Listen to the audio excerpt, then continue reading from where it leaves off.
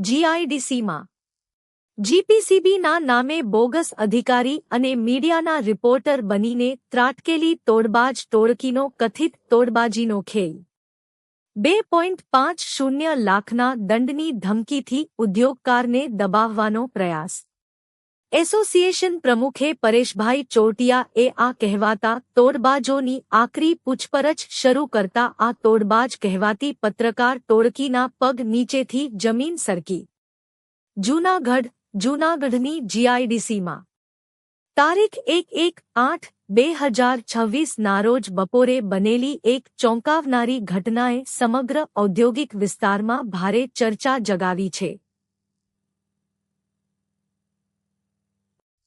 જીપીસીબીના અધિકારીઓ અને મીડિયાના કર્મચારીઓ તરીકે ઓળખ આપતી એક ટોળકી ફોરવ્હીલ ગાડીમાં ઈશ્વર પ્લાસ્ટિક નામના કારખાનામાં પહોંચી હતી અને કારખાનેદાર સામે કાર્યવાહી તથા 2.50 લાખના દંડની વાત કરી દબાણ ઊભું કરવાનો કથિત પ્રયાસ કર્યો હોવાના સનસની આક્ષેપો સામે આવ્યા છે. મળતી માહિતી મુજબ તારીખ 11 ઓગસ્ટ 2026ના રોજ બપોરે આશરે 3 વાગીને 30 વાગ્યાના સમયગાળા દરમિયાન ફોરવ્હીલમાં 4 શખ્સો ઈશ્વર પ્લાસ્ટિક ખાતે પહોંચ્યા હતા. પોતે જીપીસીબી તરફથી આવ્યા હોવાનું તેમજ મીડિયા સાથે સંકળાયેલા હોવાનું જણાવ્યા બાદ કારખાનામાં કાર્યવાહી કરવાની વાત કરવામાં આવી હતી. ત્યારબાદ 2.50 લાખ સુધીનો દંડ થઈ શકે તેવી વાત સામે આવતા કારખાનેદારને સમગ્ર મામલો શંકાસ્પદ લાગ્યો હતો.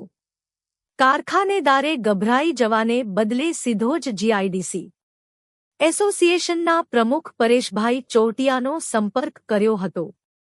ફોન મળતા જ પરેશભાઈ ચોટિયા તાત્કાલિક સ્થળ પર પહોંચ્યા અને આ કહેવાતા લુખ્ખાતોડબાજ પત્રકાર ટોળકીના સભ્યોને સીધા આકરા સવાલો કરવાનું શરૂ કર્યું હતું કે આપ પત્રકાર છો અને આ તોડબાજો જીપીસીબીના નામે જીઆઈડીસીમાં તોડ કરવા ગયા હતા અને વેપારીઓએ આ તોડબાજોને પૂછપરછ કરી હતી કે તમે પત્રકારે છો અને જીપીસીબીમાં છો એવું કહો છો તો તમે બધા જૂનાગઢ શહેર માંથી કયા વિભાગમાંથી આવ્યા છો અને આવ્યા છો ભલે પણ આપના બધાના ઓળખપત્ર ક્યાં છે?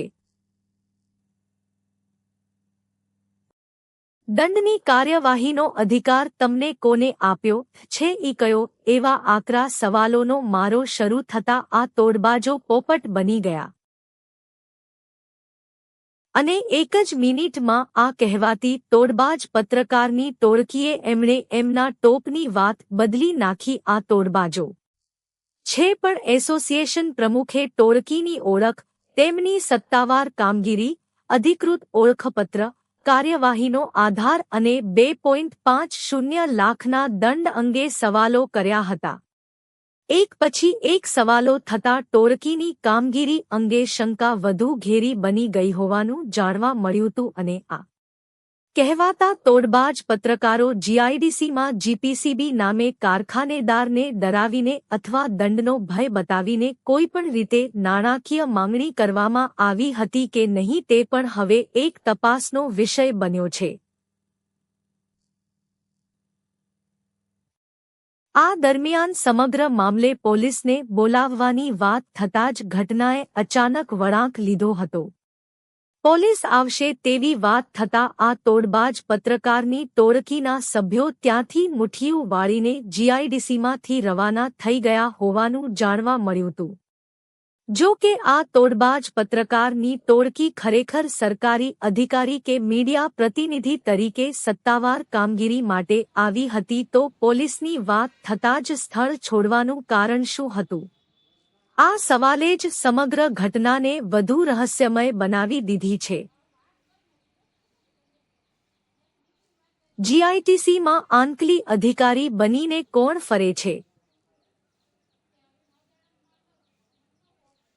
આ ઘટનાએ માત્ર ઈશ્વર પ્લાસ્ટિકના કારખાનેદારને લગતો પ્રશ્ન ઊભો કર્યો નથી, પરંતુ જીઆઈડીસીના અન્ય ઉદ્યોગકારોની સુરક્ષા સામે પણ ગંભીર સવાલો ઊભા કર્યા છે.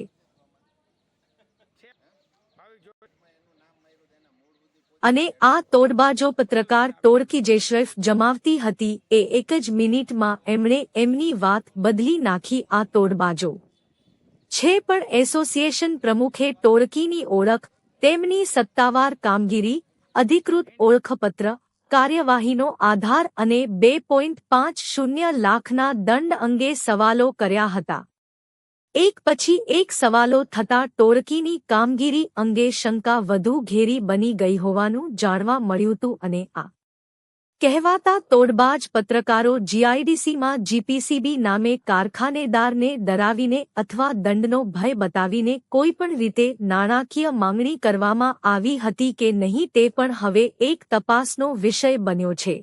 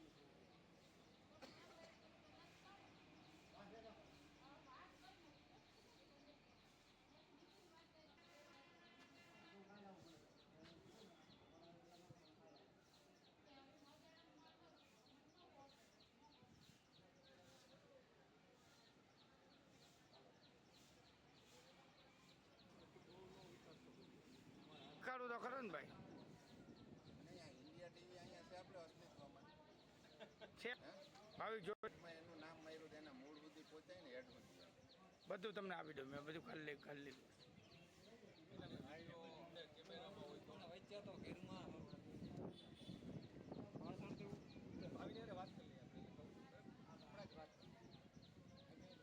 ઇન્ડિયા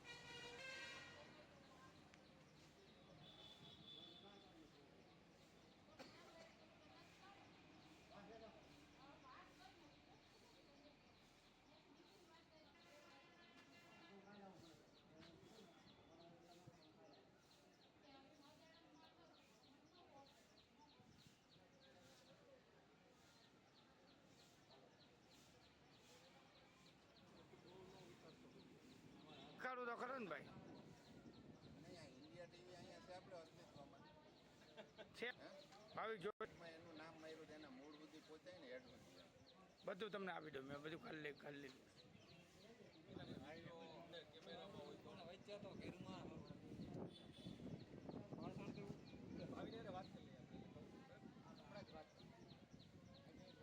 ઇન્ડિયા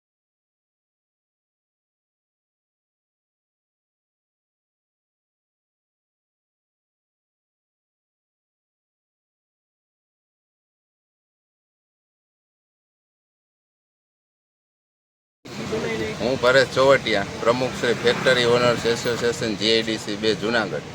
અમારે જીઆઈડીસી 2માં છેલ્લા 15 દિવસથી બની બેઠેલા બોગસ ખોટા પત્રકારો ઉદ્યોગપતિઓને જીપીસીબીના નામે કે હું જીપીસીબી એટલે કે ગુજરાત પોલ્યુશન કંટ્રોલ બોર્ડમાંથી અમે આવીએ છીએ અને તમે આટલું પ્રદૂષણ ફેલાવો છો એવા ખોટા ભ્રમમાં નાખી અને ખાલી જીએબીમાં ફોન કરે કે અહીંયા ડિસ્ક્લોઝર કરવાનું હોય અને 2.5 લાખનો દંડ આપવાનો હોય અને આટલો દંડ આપવાનો એમ ખોટી રીતે ડરાવી અને વેપારી ડરી જાય પછી 10,000થી માંડીને 50,000 સુધીના ખોટા તોડ કરે છે. જે ગઈકાલે અમને એક વેપારીએ પ્રમુખ તરીકે મને ફરિયાદ કરતા અમે સ્થળ ઉપર જઈ આવા લેભાગુ તત્વોને પકડી પાડેલ છે અને આજરોજ અમે જુનાગઢ તાલુકા પોલીસ સ્ટેશને બધા સાથે મળી અને મેડમશ્રીને પીઆઈશ્રીને એક આવેદન મતલબ કે અરજી આપેલ છે કે આવા લેભાગુ તત્વોને ઠેકાણે પાડી અને સાંજમાં સમજાવો. શું માગણી છે તમારી? બસ અમારી એક જ માગણી છે કે આવા લેભાગુ તત્વો આજે જીઆઈડીસીમાં આવ્યા, કાલે કોઈ બીજા વિસ્તારમાં જશે અને ખોટા વેપારીઓને દબાવશે. અને હકીકત તો આની સાથે કોઈ લોકલ મીડિયા સંકળાયેલું છે કે નહીં એ ખાસ તપાસનો વિષય છે. તોડમાં તો કોઈ પાસેથી 10,000થી માંડીને 50,000 સુધી લઈ ગયેલા છે. 5 વેપારી આના ભોગ બનેલ છે. કાલે કેટલાની માગણી હતી ગઈકાલે? કાલે તો એ લોકોએ એવું કીધું હતું કે 2.5 લાખ રૂપિયાનું તમારે ડિસ્ક્લોઝર થશે અને પછી ખાલી કાને ફોન રાખીને જીઈબીને ફોન કરે કે આ ફલાણે ઠેકાણે આવી જાઓ, અહીંયા સીલ મારવાનું છે. પણ એ લોકોનો હજી માગણી કે વહીવટ નહોતો થયો ત્યાં અમે પહોંચી ગયા હતા. કેટલા લોકો? એ લોકો 3 ને 1 ડ્રાઈવર, કાલે 4 વ્યક્તિ હતા અને 4 વ્હીલ હોય અને એમાં ઇન્ડિયા ટીવી પ્રેસનો લોગો મારેલો હોય આગળ પાછળ અને પોતે પણ મોટી મૂછું રાખે અને એનડીટીવીનો લોગો મારીને નીકળે અને આગળ પેલું માઉસ માઇક્રોફોન એ ભેગું સાથે રાખે. એને શું બોલ્યો હતો? વિવેક મહેતા નામનો વ્યક્તિ હતો વ્હાઇટ ટી શર્ટ વાળી, શું બોલ્યો હતો? મને એવું કીધું કે તું કોણ ઈ કે આ રોડ તારો છે. એટલે મેં એને એવું કીધું કે હું જીઆઈડીસીનો પ્રમુખ છું અને રોડ નહીં પણ આખી જીઆઈડીસી અત્યારે મારી જ છે. મને પૂછ્યા વગર હવે તમે આ વિસ્તારમાં ક્યારે આવતા નહીં, નકર હું પોલીસ કરી એટલું કીધું તો એ લોકો ગાડી લઈને નીકળ્યા. લાગે છે આની અંદર કોઈ હશે ખરા? હવે એ તો પોલીસ તપાસનો વિષય છે. કેટલા જણા ટોટલ આપેલા, કેટલા જણા અગાઉ આવ્યા હતા? આ એક જ ટોળકી ફરે છે.